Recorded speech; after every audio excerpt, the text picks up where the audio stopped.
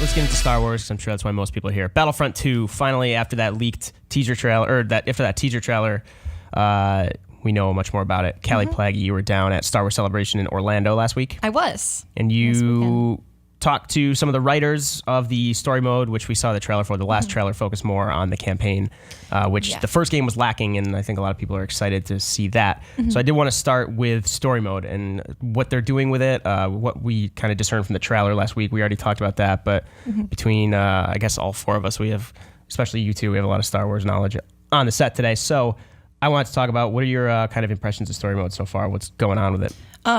Okay, so basically, I'm really excited for it because it's kind of switching perspectives. It's about an Imperial commander named Iden Versio, and so you're kind of they're taking great measures to not portray it as like this black and white good versus evil thing necessarily. It's they're not portraying the Empire's bad guys. You really are a protagonist in this game, from what I understand, and I think that's really interesting. And you get to kind of see what the Empire views as heroism with regard to like order and stability is very much an Imperial thing. And it takes place right after the events of Return of the Jedi. So it's picking up in the 30 years between that movie and Force Awakens. So it's kind of exploring this timeline that we know not a lot about. Not mainstream, right? Yeah, it's not mainstream for sure. I mean, like they talked about, the writers talked about being inspired by Aftermath and the Shattered Empire comics, which I thought was really cool.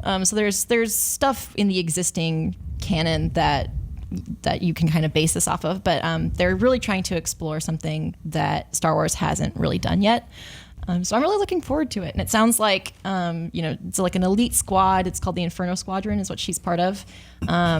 And they're pilots, but also good boots on the ground sort of soldiers. And yeah, I'm excited. Yeah, Rob, you spent most of like yesterday afternoon kind of looking into the lore of this. Can you enlighten us as to what might be going on plot-wise?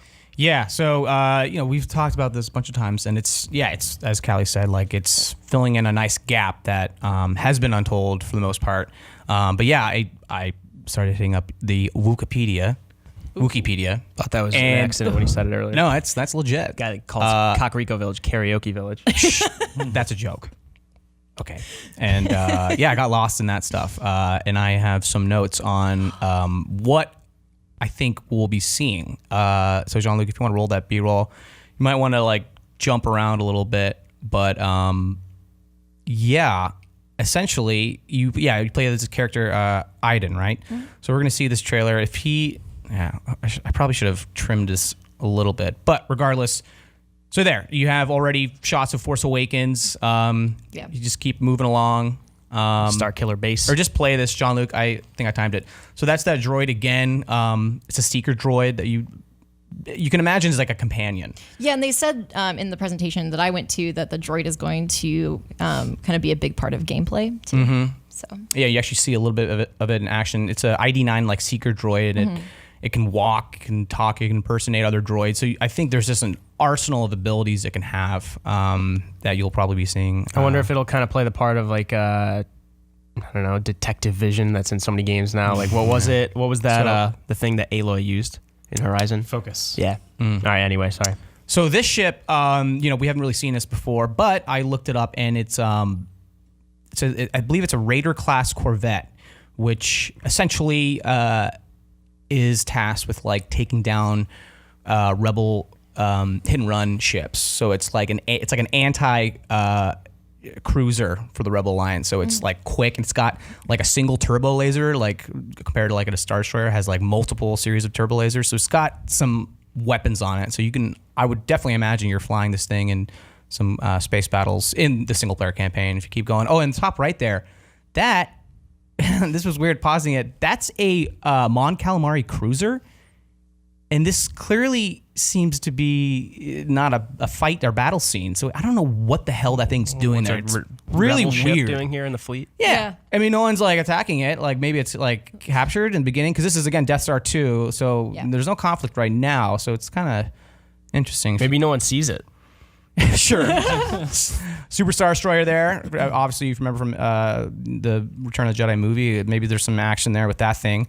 And I believe in the description of multiplayer, the space battles will have like takedowns of massive enemy cruisers. So maybe there's some of that going on with the space battles in multiplayer or even single player.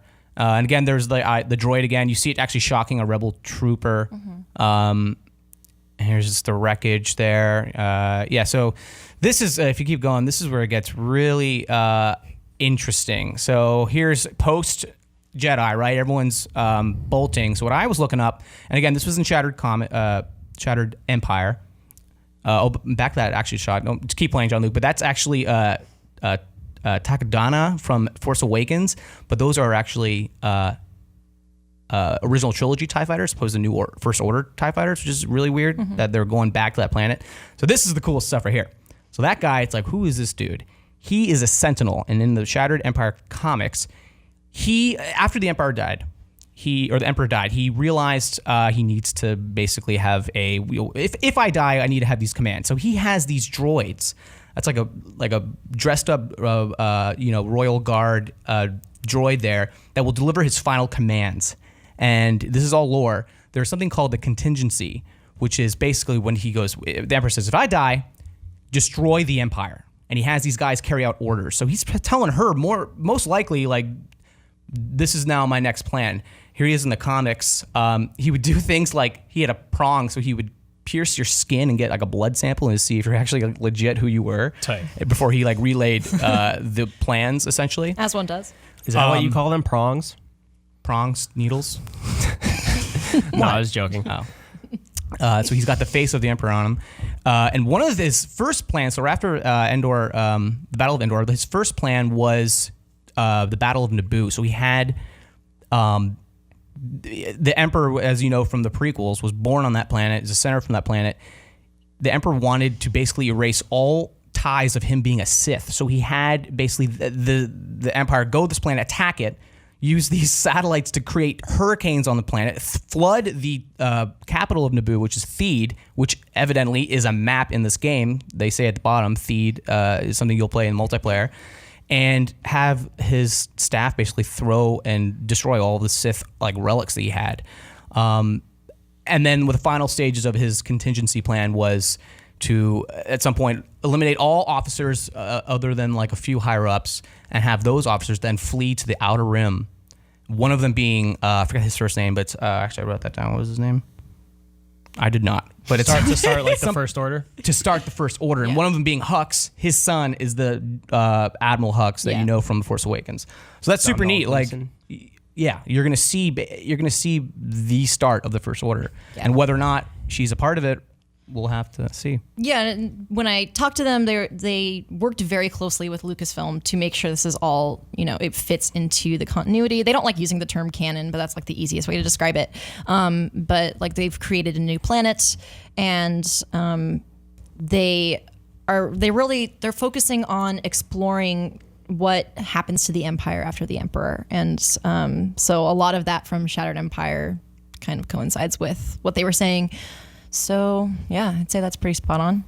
Yeah, you're talking to some of the writers, right? Mitch Dyer used to be at IGN, but now he's working here on this game. Yes. So and then Walt Williams. Full disclosure, I used to work with Mitch Dyer at IGN, but he's working on this game now with Motive Studios, and I was getting a lot of Rogue One vibes from just the tone and what they were saying about the game, and it seems like for them Rogue One kind of validated what they were already doing with this story, so I would imagine it's going to be tonally at least a little bit more in that vein than maybe what you're used to with the original trilogy, at least, or even Force Awakens. Kind of like focus more on one squad, a la Band of Brothers, Saving Private Ryan, or even it's interesting to see like rumors about the next Call of Duty going back to World War II. You have to wonder like maybe people are focusing more. I mean, this says like the Untold Soldier story, but it's interesting to see where it goes, especially because Walt Williams helped write Spec Ops: The Line. Right. So the other writer, he wrote Spec Ops: The Line. So I'm very interested to see